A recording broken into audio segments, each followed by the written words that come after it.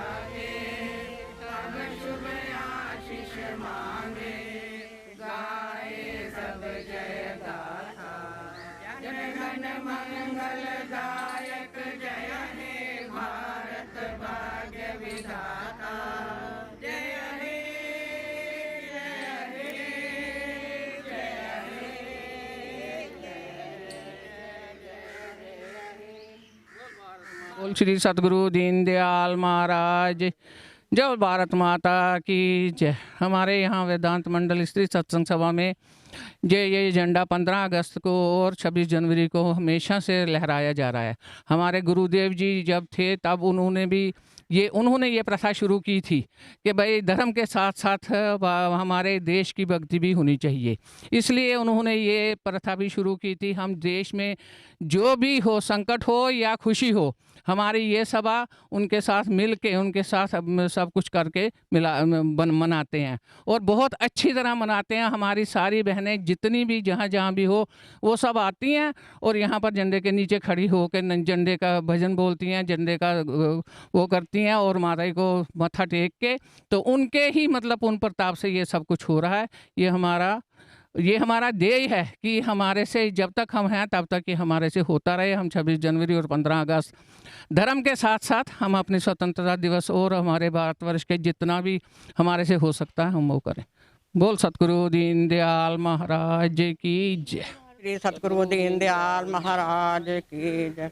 हमारे इस सत्संग संबल वेदांत मंडल में ये स्वतंत्रता दिवस मनाया जा रहा है और ये हर साल ही जब से हमारा भारत स्वतंत्र हुआ है तब से ही ये प्रथा चली आ रही है, क्योंकि हमारे गुरुजी तब यहाँ पर थे तो उन्होंने ये प्रथा शुरू की है कि इसके साथ साथ जो हम धार्मिक सम्मेलन करते हैं उसके साथ में ये भी हमारा सम्मेलन ही है एक तरह से, और ये भी हर साल हम मनाते हैं 26 जनवरी को भी और 15 अगस्त को भी। और उसके बाद में हम ये सारी बहनें मिल कर के सारे जो वीर हैं, हमारे शहीद जो हुए हैं, देश के ऊपर बलि गए हैं, उनके लिए भी प्रार्थना करती हैं, उनको श्रद्धांजलि देती हैं और उनके लिए भजन भी गाती हैं कि जैसे भी हो वो उनके जो पीछे उनके रह गए परिवार उनको भी भगवान शक्ति दे और ये जो हमारा देश है वो उनके एहसान को माने कि उन्होंने हमें सुरक्षित रखा हुआ है और लेकिन वो अपने वहाँ पर जाने कुर्बान कर रहे हैं। ये हम खुशी तो जरूर मनाते हैं, लेकिन ये हमें जैसे मिली है ये तो सारा भारत जानता है कि कैसे हमें मिली है और इसको हमने बचा के रखना है इसको। हमने जो बाहर बाहर के जो लोग हैं जो हमारे ऊपर आक्रमण कर रहे हैं उनसे हमने इनको बचा के रखना है। और हमारे जो वीरों के लिए हमेशा हमने उनको याद रखना है कि जो हमारे करते हैं, और जो हमारे नेता हमारे साथ में खड़े हैं तो उनके लिए भी हम बहुत बहुत आभारी हैं। और ये ऐसे ही हम कहते हैं कि ऐसे ये मनता रहेगा, ऐसे ये उत्सव हम मनाते रहें। हमें बहुत खुशी होती है जब हम ये दिन मनाते हैं। हमारे शहीदों का ये दिन है, बहुत उन्होंने कुर्बानियाँ दी हुई हैं और हमारे माता जी भी इस चीज़ को बहुत ज़्यादा ही मानते थे। वो तो उनके मन में भी उनके लिए बहुत श्रद्धा होती थी कि देखो उन्होंने हमारे लिए कितनी कुर्बानी की हैं, तभी हमने अपने घरों में सुरक्षित बैठे हुए हैं। अगर वो ना कर दे हमारे लिए तो हमारा तो जीना भी मुश्किल हो जाता। तो इसलिए हम बस उनको याद करके उनको श्रद्धांजलि देते हैं, उनके परिवार को बहुत इज्जत मान देते हैं कि उन्होंने कितना सहा है।